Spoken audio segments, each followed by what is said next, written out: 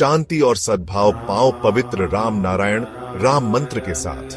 राम नारायण राम मंत्र एक शक्तिशाली आध्यात्मिक साधन है जो दिव्य ऊर्जा से गूंजता है।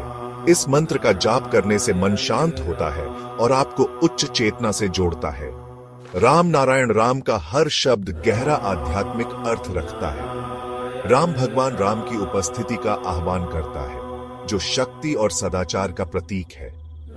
नारायण हम सभी के भीतर मौजूद अनंत दिव्य उपस्थिति का प्रतिनिधित्व करता है। इस मंत्र का जाप करने से आपकी आंतरिक दुनिया बदल सकती है, जिससे शांति, स्पष्टता और ब्रह्मांड के साथ एकता का एहसास होता है। चाहे आप शांति चाहते हो या आध्यात्मिक जागृति, राम नारायण राम मंत्र आपकी यात्रा में एक मार्गदर्शक प्रकाश है।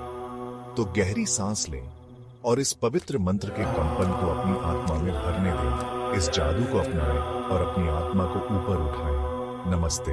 नमस्कार, बहुत बहुत स्वागत है आप सभी का हमारे विशेष कार्यक्रम राम नारायण राम में। मैं आप सभी के साथ हूं कंचन। राम नारायण राम एकमात्र ऐसा कार्यक्रम जिसके माध्यम से जीवन की सारी समस्याएं दूर हो जाती हैं। ये एक ऐसा कार्यक्रम है जो आपको वो सब कुछ देता है जिसकी तलाश में आप इधर उधर भटकते रहते हैं। यह आपकी तलाश को ख़त्म कर देता है। और यकीन मानिएगा, आप 10 जगह जाएंगे और एक जगह आएंगे, आपको डिफरेंस समझ में आएगा कि 10 जगह आपको वो सब कुछ नहीं मिला जो सिर्फ आपको एक जगह मिल गया। ये मैं नहीं कह रही हूँ, ये पूरा कार्यक्रम आपसे कह रहा है। ये कार्यक्रम आपसे बहुत कुछ कहता है। मैं ये कार्यक्रम आप तक लेकर आती हूँ ताकि प्रेसिडेंट के साथ जो भी हमारी बातचीत होती है वो बातचीत आप समझ सकें और समझकर अपने जीवन में उन विचारों को उतार सकें। अगर अभी अभी इस कार्यक्रम को देखना शुरू किया है तो बता देती हूँ कि 200 से ज़्यादा एपिसोड अभी तक कर चुके हैं हम, और आगे लगातार हम इसी तरह से आपके बीच में बने रहेंगे। कार्यक्रम को शुरू कर रही हूँ। हमारे साथ संतान दल के प्रेसिडेंट शंकर सरकार जी हैं, उनका स्वागत कर लेते हैं, फिर कार्यक्रम को शुरू करेंगे। बहुत बहुत स्वागत है आपका प्रेसिडेंट। राम नारायण राम। तो प्रेसिडेंट, आज इस पूरे कार्यक्रम को शुरू करने से पहले मेरा सबसे जो एक बहुत ही महत्वपूर्ण प्रश्न है, अगर हम बात करें ईश्वर की, अल्लाह की या फिर गॉड की, तो उनमें और हम मानव में, हम लोगों में क्या डिफरेंस है?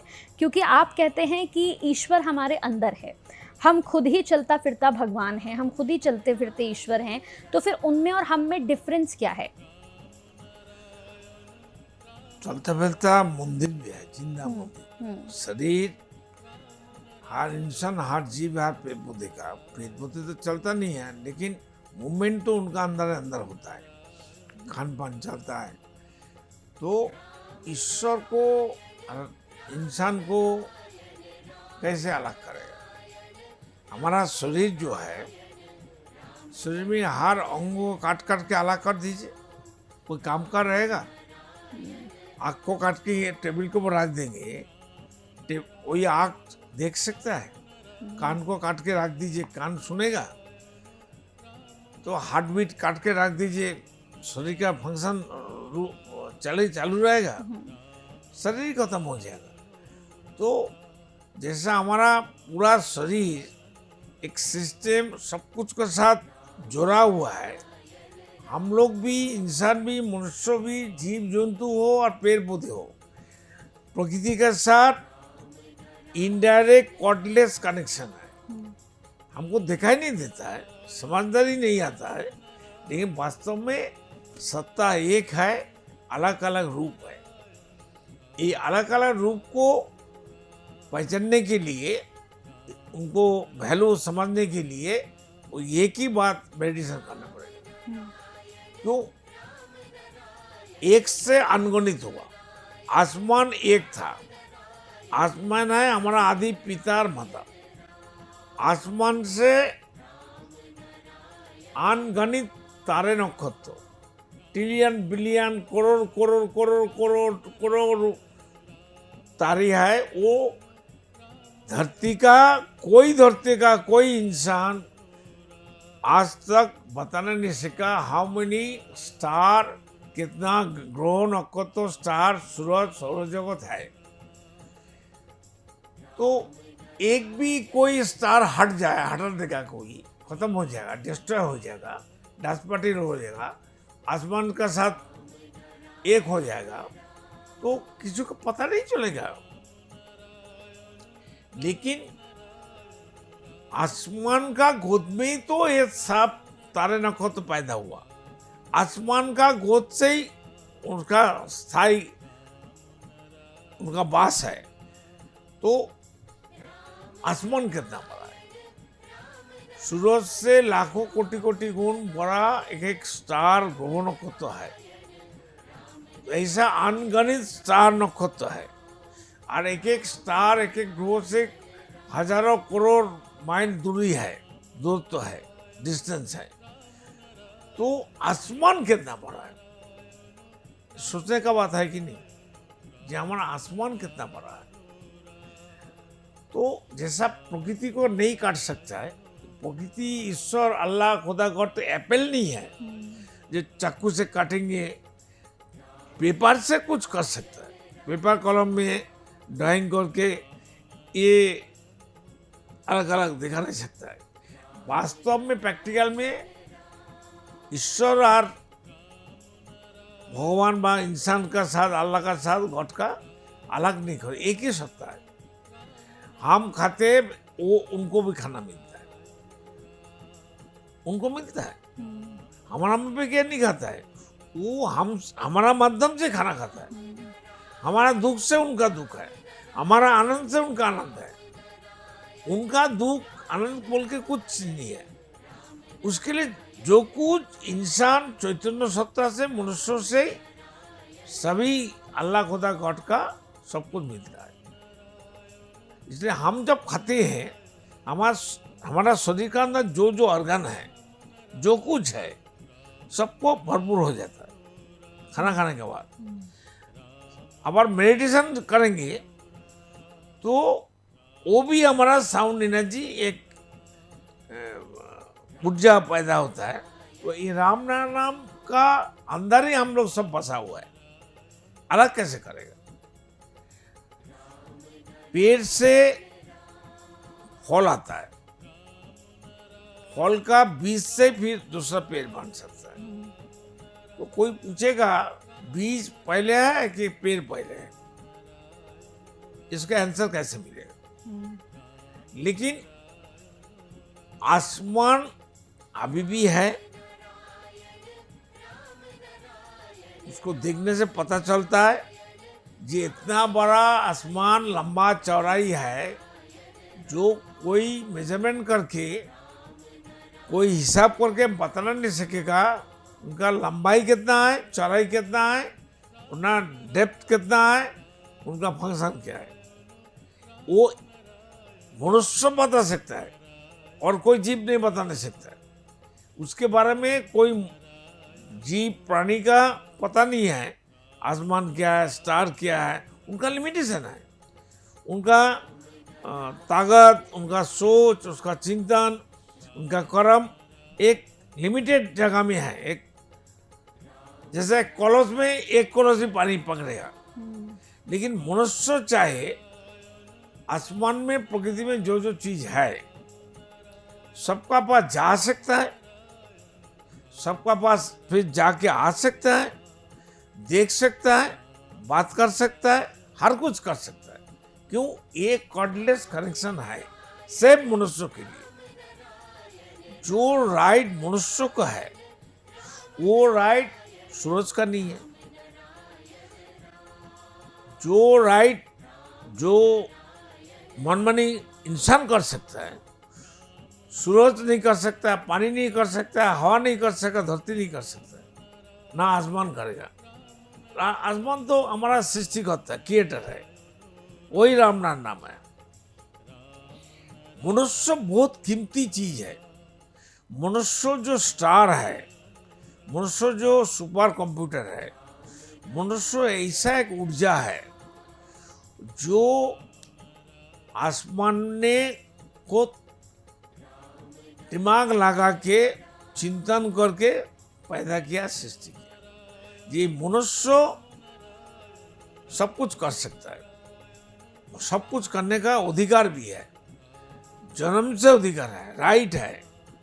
बुरा से बुरा कर सकता है, अच्छा से अच्छा कर सकता है, खुद को डिस्ट्रॉय कर सकता है, खुद को मार सकता है, खुद को खत्म कर सकता है, आगे वाला को खत्म कर सकता है, जो मर्जी मनमानी कर सकता है। प्रकृति में और कोई ऐसा चीज नहीं है, मेटेरियल नहीं है, कोई वस्तु नहीं है जे मनुष्य को माफिक मनमानी करे और कुछ कर सकता है। सूरज का तो कोई पाप पुण्य नहीं है, बुरा अच्छा नहीं है, पानी का भी नहीं है, हवा का भी नहीं है, धरती का भी नहीं है। वो ये लोग को फाउल करने का राइट ही नहीं है, इसलिए उनका मनमानी का कोई चक्कर ही नहीं है।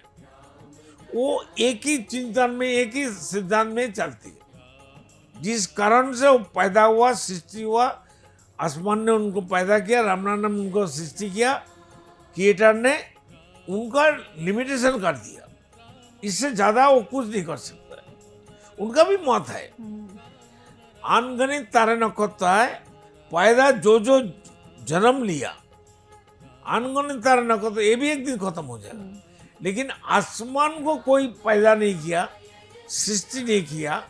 ये आदि अनादि है, ये एग्जिस्टिंग है, ये अभी भी है, पहले भी थे, बाद में भी रहेगा। इसलिए मनुष्य इतना पावरफुल है, मनुष्य को इतना राइट मिला है, इतना अधिकार मिला है, इतना ऊर्जा मिला है, इतना हर चीज ए टू जेड मिला है।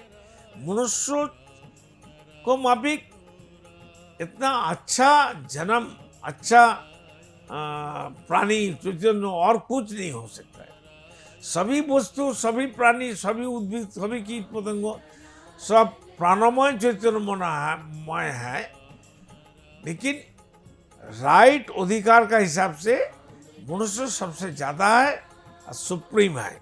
इसलिए मनुष्य को जानबूझ के करना पड़ेगा कि मनुष्य कोई गलती करेगा, इतना कुछ मालूम होने का बाद, इतना कुछ मिलने का बाद, सब कुछ राइट मिलने का बाद, अगर मनुष्य कोई गलती करेगा, जीते जीत उनको पनिशमेंट होगा।